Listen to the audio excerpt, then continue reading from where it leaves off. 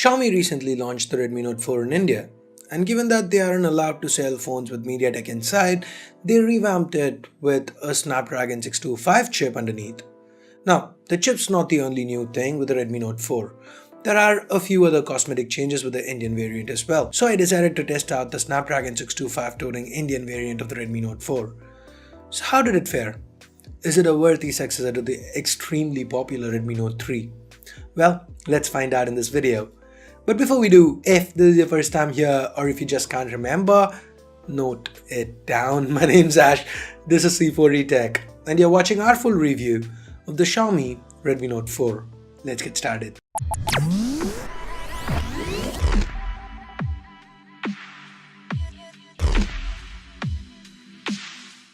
Let's start with the build and design.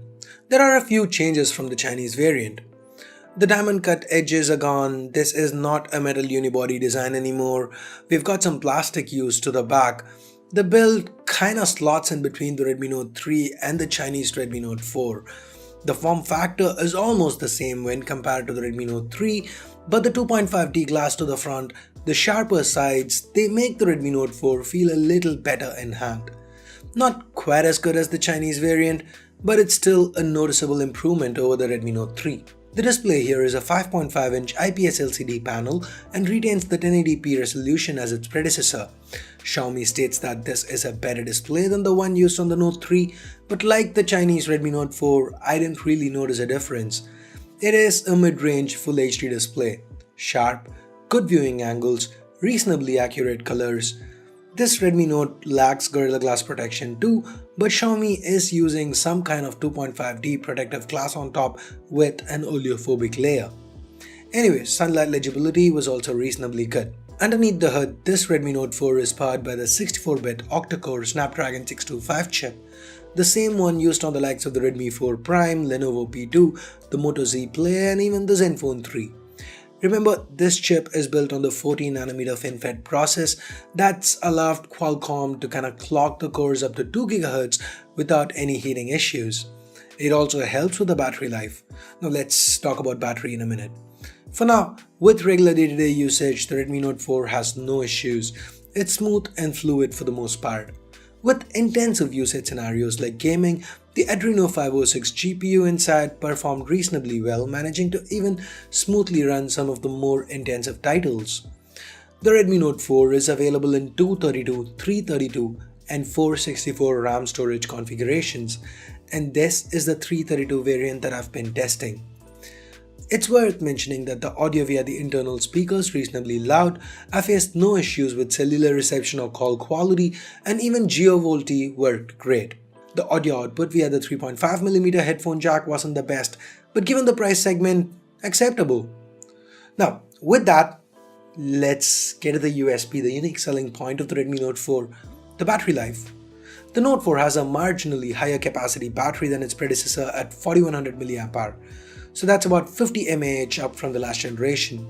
The battery life on this phone is absolutely nuts. With my regular day usage, which a lot of you know, but I'm gonna say it again anyway, this involves a couple of hours of calls, a lot of push notifications via social media, some light gaming, streaming video, Bluetooth always on for my fitness tracker and headphones, loads of emails and comments to get back to. With this kind of usage, I still manage to get 2 days on a single charge. So usually, before I plug my phone in to charge, I take a screenshot of the battery stats so that I can post them when I review it. And there was actually this one time with the Redmi Note 4 where I thought that I was on day 2, but turns out when I was taking the screenshot, I noticed that was my 3rd day with the Redmi Note 4.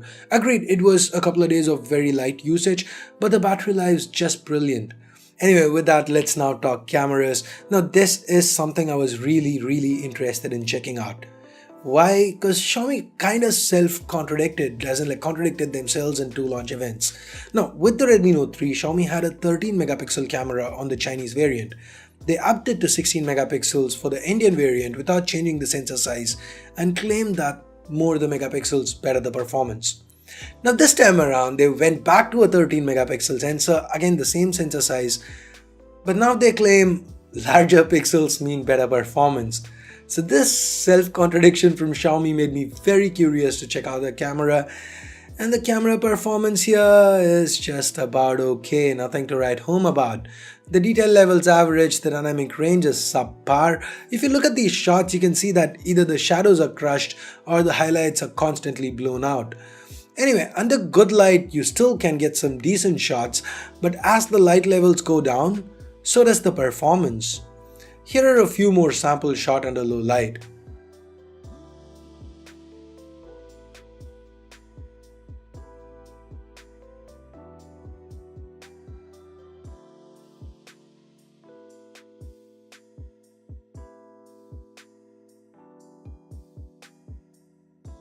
The Redmi Note 4 can shoot 1080p videos at 30 frames per second and the footage quality is good.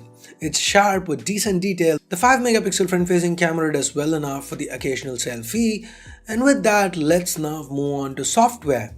The Redmi Note 4 runs on Android 6 Marshmallow with Xiaomi's custom MIUI 8 on top. MIUI 8 is something we've discussed to death. There are so many Xiaomi phones I've covered and I've talked a lot about it, so I'm just going to leave a card to my MIUI 8 features video. Check that out for more information on MIUI 8.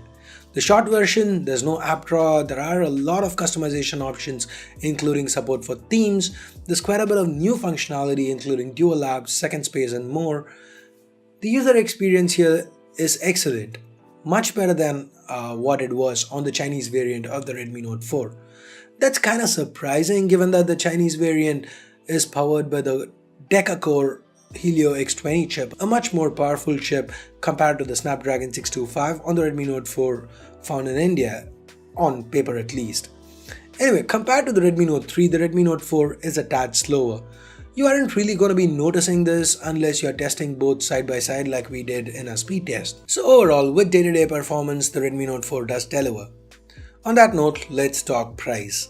The Redmi Note 4 starts at 10,000 rupees for the 232 variant and goes all the way up to 13,000 rupees for the top 464 variant. At these prices, what you get is a solidly built phone with good performance and exemplary battery life. And that makes the Redmi Note 4 a steal despite its subpar camera. That said, I couldn't help but feel a little let down here. If you look at the Redmi Note 3, what are its pros? Battery life, performance, price. What are the cons? Lack of availability, and the camera. Sadly, with the Redmi Note 4, Xiaomi's not addressed any of these cons. Instead, they've chosen to improve on the pros. Well, that's not necessarily a bad thing. Stick to your strengths, that's not bad at all. The fact that the camera still remains subpar, the phone still remains hard to get, and add to it the fact that the performance actually takes a bit of a hit to boost the already exemplary battery life. It's kind of perplexing.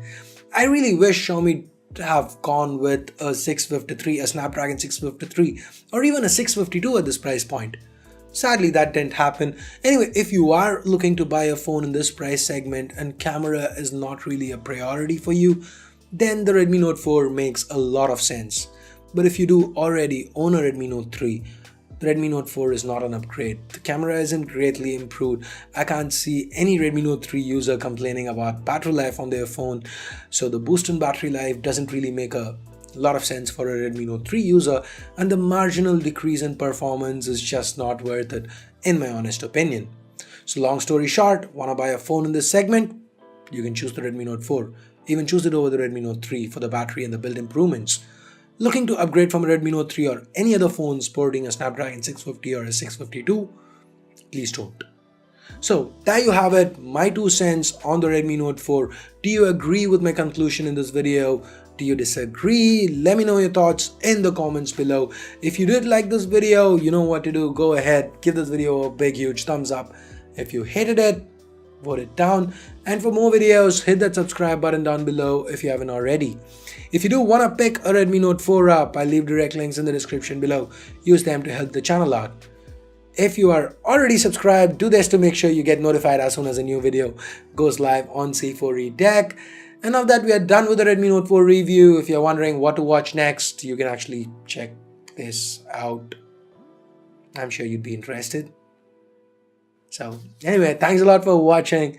Till next time, this is Ash here from C4E Tech signing off. You guys have a great day. Bye bye now.